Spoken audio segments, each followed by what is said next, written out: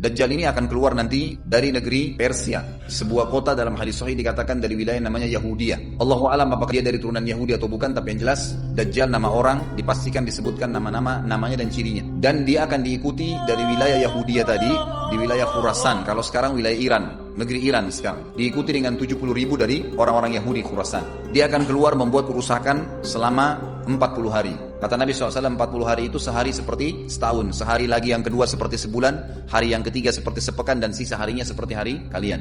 Ulama hadis mengatakan yang dimaksud adalah sehari pertama seperti setahun, memang setahun maksudnya. Jadi Dajjal akan buat kerusakan setahun, 2 bulan, 2 pekan. Dia akan keliling muka bumi semuanya, dan kata Nabi SAW, seluruh bumi ini akan dimasuki oleh Dajjal. Tidak tertinggal satu lorong, gang, jangankan kota atau desa, kecuali Dajjal akan masuk ke dalamnya, kecuali Madinah dan Mekah. Tidak bisa dimasuki oleh Dajjal. Kata Nabi SAW dalam hadis sahih, karena di setiap pintu gerbang Mekah dan Madinah malaikat menghunuskan pedangnya dan menghalau Dajjal sehingga Dajjal tidak bisa masuk.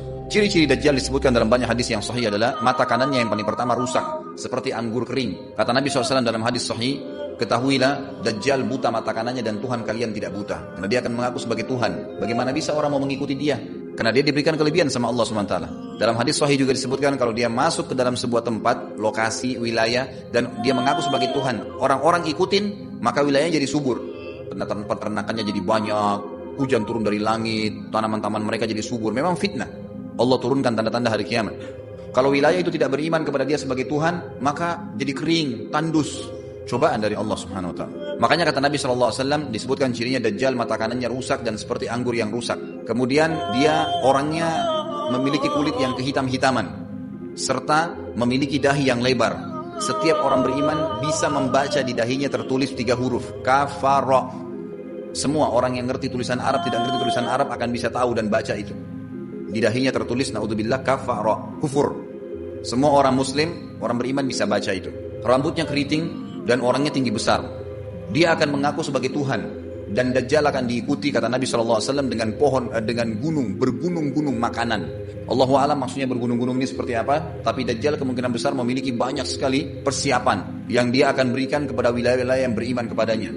Kata Nabi SAW, kalau kalian dengar Dajjal keluar di satu lokasi, maka menghindarlah.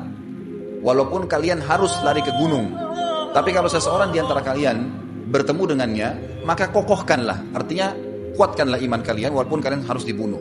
Dajjal ini memiliki di tangan kanannya api, kelihatan besar. Allahu alam di telapak tangan atau di sebelah kanan tubuhnya. Kemudian di sebelah kirinya itu memiliki air yang sejuk seperti sebuah lautan yang luas. Sebagian ulama hadis mengambil hadis ini dengan letter-letternya, artinya dia memang punya api yang sangat besar untuk menghukum orang-orang yang tidak beriman pada dia, dan dia memiliki sungai atau lautan yang luas, airnya sejuk dan dingin bagi orang yang ikut pada dia.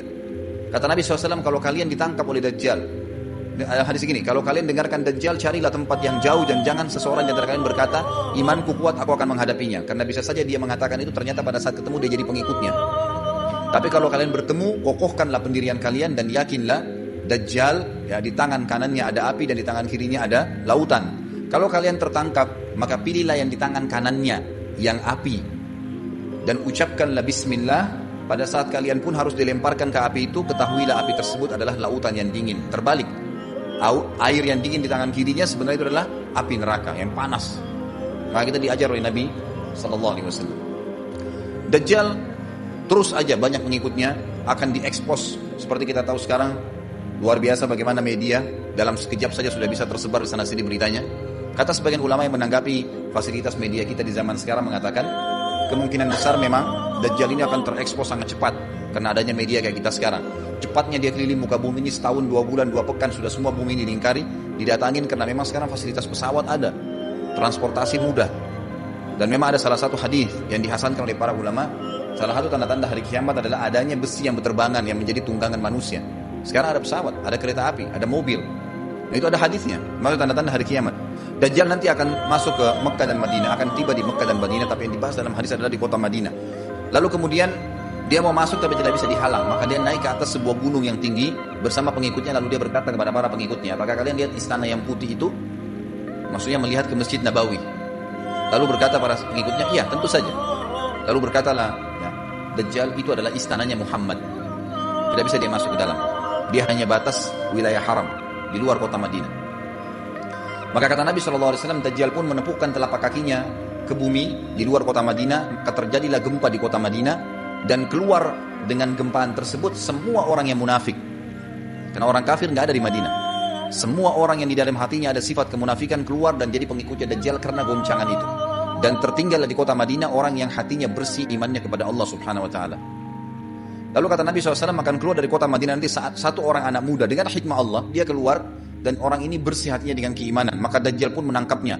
Lalu dia ingin mendemokan kemampuannya di depan para pengikutnya. Lalu kemudian Dajjal pun mengatakan kepada anak muda tersebut, saya Tuhanmu. Anak muda itu mengatakan, kau adalah Dajjal yang telah disampaikan oleh Nabi kami Muhammad SAW. Maka dia pun mengambil gergaji. Sebagian hadis lain menjelaskan alat yang tajam lalu membelah dua anak itu. Dari kepalanya dibelah sampai ke kemaluannya, terbelah dua kiri kanan. Lalu Dajjal lewat di tengah-tengahnya, demo sambil dilihat oleh para pengikutnya dan mereka bersorak-sorak. Lalu Dajjal mengatakan, bersatulah, bersatu kembali jasadnya. Kata Dajjal dalam hadis ini, apakah kau sudah yakin saya Tuhanmu? Anak muda itu mengatakan, saya bertambah yakin kalau kau adalah Dajjal yang disampaikan oleh Nabi SAW. Kata Nabi SAW dalam hadis penutup, ini hadis sahih riwayat Bukhari, riwayat Muslim, ahli sunan, semua menukil tentang masalah Dajjal. Saya tidak sebutkan siapa-siapa perawinya karena memang ini semua hadis sahih. Cukup banyak hadisnya, saya satukan saja. Jadi merangkai seperti sebuah cerita. Maka Dajjal pun akhirnya setelah itu tidak mampu menyentuh anak muda lagi. Anak muda itu, Allah SWT sudah selamatkan dia. Ringkas cerita, Mekah sama Madinah cuma dia laluin, kemudian dia menuju ke Palestina. Pada saat tiba di Palestina, Dajjal sendiri tidak tahu kalau ajalnya sudah dekat.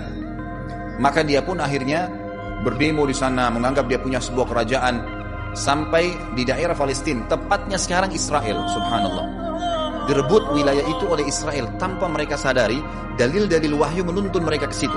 Ada sebuah kota namanya kota Babulut. Di Israel itu kota itu ada, saya pernah lihat cuplikannya. Termasuk kota yang diidolakan di dalam negeri Israel sendiri namanya Babulut. Subhanallah, hadis menyebutkan nama Babulut. Hadis Nabi SAW dari 1400 tahun yang lalu mengatakan, nanti Dajjal akan berkumpul di sebuah wilayah namanya Babulut di Syam. Maksudnya di Palestina itu, Israel sekarang. Ada kota Babulut dan orang Yahudi sekarang lagi gencar membangun kota itu dan dianggap kota favoritnya Israel. Subhanallah. Dajjal akan masuk ke sana dan berkurung diri. Pada saat dia tiba di Palestina, waktu yang bersamaan di kota Madinah berkecamuk. Kaum muslimin sepakat semua keluar untuk mengejar Dajjal dan membunuhnya. Keluar dari kota Madinah satu orang yang namanya seperti namanya Nabi Muhammad SAW, Muhammad bin Abdullah, dan dia dari turunan Nabi SAW juga. Kata Nabi SAW akan keluar nanti seseorang dari kota Madinah, dari keturunanku yang namanya seperti namaku, Muhammad bin Abdullah. Juga sama posternya, parasnya seperti aku. Sama dengan Nabi SAW, persis alisnya, rambutnya, kulitnya dari turunan Nabi SAW, tapi dari asli kota Madinah. Sebagian ulama hadis mengatakan dari turunan Hasan radhiyallahu anhu ajmain. Intinya kata Nabi SAW akan keluar nanti dari kota Madinah, tapi akhlaknya bukan seperti akhlakku. Tentu tidak mungkin ada orang yang sama dengan akhlak Nabi SAW. Kata Nabi SAW, Allah mengubah dia dalam sehari semalam. Tiba-tiba berubah menjadi orang baik dalam sehari semalam, jadi orang faham agama. Lalu orang-orang pun akan datang kepadanya dari masyarakat Madinah berkata, engkau adalah turunan Rasulullah SAW, pimpinlah kami berperang melawan Dajjal. Maka dia pun menolak. Dia menolak awalnya, kemudian dia menuju ke Mekah diikutin dengan 300 orang pertama dari kota Madinah. Sampai di Mekah, setelah selesai dia tawaf, maka seluruh muslimin menunjuknya sambil mengatakan, engkau harus memimpin kami. Dan orang ini punya julukan Mahdi, dikenal dengan Imam Mahdi. Inilah tanda-tanda kiamat yang kedua. Setelah Dajjal keluar, buat kerusakan di muka bumi tadi selama 40 hari itu atau setahun lebih. Kemudian keluarlah tanda-tanda kiamat kedua pada saat dia sudah tiba di kota Babulut di Israel. Keluarlah si Mahdi ini. Pada saat dia tiba di Mekah, dibaiatlah oleh banyak kaum muslimin, tidak disebutkan jumlah pasukannya, maka terbentuklah pasukan jihad yang mengejar Dajjal menuju ke Palestina. Lalu keluar tanda-tanda kiamat 3, langsung berentetan semua. Makanya ulama mengatakan tanda-tanda kiamat kecil itu antara satu sama yang lain ada jarak-jaraknya. Tapi kalau tanda-tanda kiamat besar sekali datang, maka datang semua. Walaupun memang ada masa, gitu kan, ada masanya.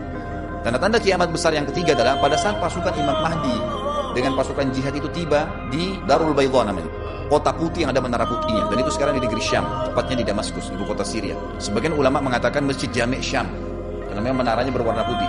Hadis menyebutkan di menara itulah, di masjid itulah Imam Mahdi mampir sholat asar bersama pasukannya, dan sudah dekat. Syam, negeri Syam, masuk di dalamnya wilayah itu adalah Israel, ya sekarang Palestina, kemudian Syria, dan ini masjid ada di Syria, di Damaskus. Pada saat itulah datang tanda-tanda kiamat besar yang ketiga, yaitu turunnya Nabi Isa AS. Kata Nabi SAW dalam hadis Bukhari, hadis Muslim, hadis Sahih semuanya, Dikatakan Isa alaihissalam akan turun sambil memegang kedua sayapnya malaikat. Dan dari rambutnya yang basah meneteskan air. Pegang sayap malaikat turun. Dan semua muslimin waktu itu menyaksikan. Yang masih hidup zaman itu menyaksikan. Dan ini wahyu, penyampaian. Pasti terjadi. Maka dia pun turun lalu kemudian dia masuk. Dan orang-orang pada saat itu mengenalnya kalau dia adalah Isa. Dan mereka sudah tahu ini masanya turunnya, keluarnya Dajjal.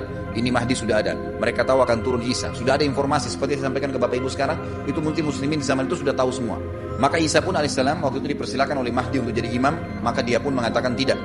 Imam dari kalangan kalian. Dan kata Nabi SAW, ini kemuliaan bagi umat ini karena Nabi sholat di belakang umat ini. Semestinya kalau ada Nabi, pasti Nabi yang jadi imam. Tidak mungkin digantikan oleh manusia biasa. Tapi waktu itu Imam Mahdi menjadi imam dan Nabi Isa sholat di belakangnya. Perlu anda tahu juga hadis Nabi SAW yang sahih yang berbunyi, kalau Musa dan Isa hidup di zaman aku sudah diutus, niscaya keduanya akan jadi pengikutku. Jadi memang kena kebenaran agama ini dibawa oleh Nabi SAW. Baik, sholatlah mereka, kemudian mereka menuju ke Palestina.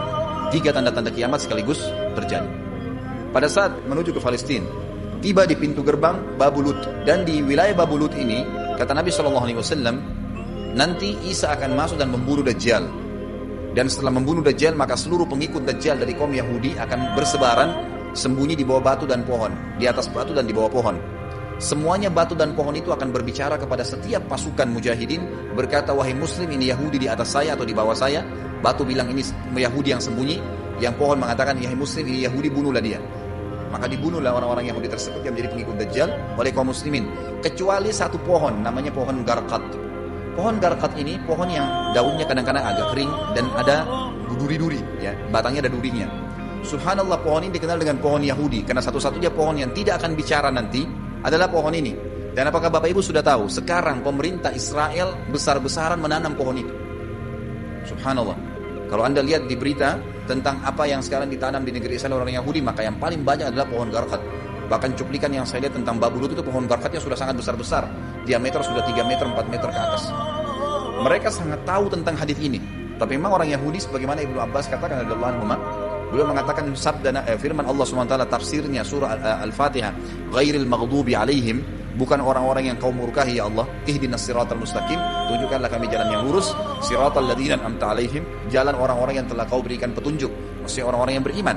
Ghairil maghdubi alaihim, bukan orang yang kau murkahi. Kata sahabat Nabi Ibnu Abbas radhiyallahu anhu adalah orang-orang Yahudi. Allah murka sama mereka karena mereka tahu kebenaran tapi mereka tidak mau ikutin. Itu cirinya orang Yahudi. Bahkan Allah mengatakan tentang mereka terhadap Nabi SAW, ya'rifuna kama ya'rifuna abna'ahum. Mereka mengenal Muhammad SAW sebagaimana mereka mengenal anak-anak mereka sendiri. Jadi orang Yahudi tahu. Waladhdallin, dan bukan orang-orang yang sesat. Ini adalah kata Ibnu Abbas, orang-orang Nasrani. Mau nyebarin agama tapi mereka keliru. Agamanya yang Nabi Isa itu tidak wajib disebarkan di seluruh dunia. Tapi disebarin untuk Bani Israel. Karena Nabi Isa diutus untuk Bani Israel. Mereka mau berdakwah tapi salah.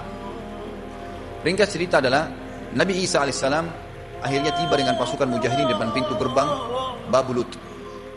Kemudian orang-orang Yahudi tidak kenal, tidak tahu Nabi Isa, tidak tahu tentang itu Mahdi. Mereka belum tahu ini. Mereka berbangga-bangga saja.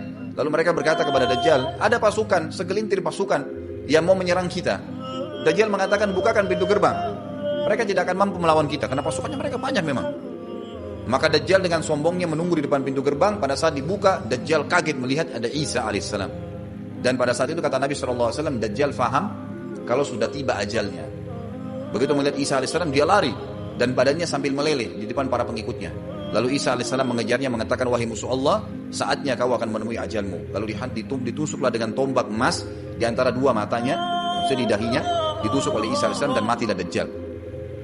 Pada saat Dajjal mati, pengikutnya pada ketakutan semua. Mereka anggap Dajjal Tuhan, mereka anggap Dajjal orang yang perkasa lah, orang yang kebal lah, beragam macam kelebihan. Mereka kaget pada saat mati, maka bertebaranlah mereka dan akhirnya mereka sembunyi di bawah pohon dan batu, di atas batu. Kemudian seperti saya katakan tadi, hadis menjelaskan, batu dan pohon akan memberikan penjelasan, hai muslim, ini Yahudi, bunuhlah. Maka dibunuhlah pada saat itu mereka. Lalu Nabi Isa AS memimpin di muka bumi, dan kata Nabi SAW, pada saat itu Islam, agama Islam yang dibawa oleh Nabi SAW akan masuk ke semua rumah di muka bumi, gak tersisa. Satu dunia ini semuanya Islam. Hadis sahih, kata Nabi SAW, Islam akan masuk ke setiap rumah, bi'izzil aziz au bidhilli dhalil, dengan kemuliaan atau terhina. Yang tidak mau terima dibunuh. Gak ada lagi penolakan terhadap Islam. Itu hadis sahih.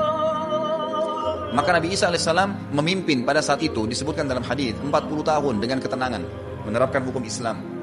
Kata Nabi SAW, bagaimana awal umat ini bisa sesat sementara aku yang pimpin, dan bagaimana akhir umat ini bisa sesat sementara yang pimpin mereka Isa dengan menjalankan hukum-hukumku. Jadi Nabi Isa AS nanti menerapkan Al-Quran. Seperti yang kita lakukan, sholat, segala ini sudah selesai, dikerjakan semua. Dan dalam hadis lain dikatakan Isa AS akan menghancurkan semua salib, membunuh semua babi. Enggak ada seekor babi pun hidup di muka bumi pada saat itu, semua salib dihancurkan. Dan yang menjadi tidak ada agama lain. Semua, Nasrani, Yahudi, Hindu, agama apa saja habis semua. Semuanya beriman kepada Allah subhanahu wa ta'ala dan menjadi muslim.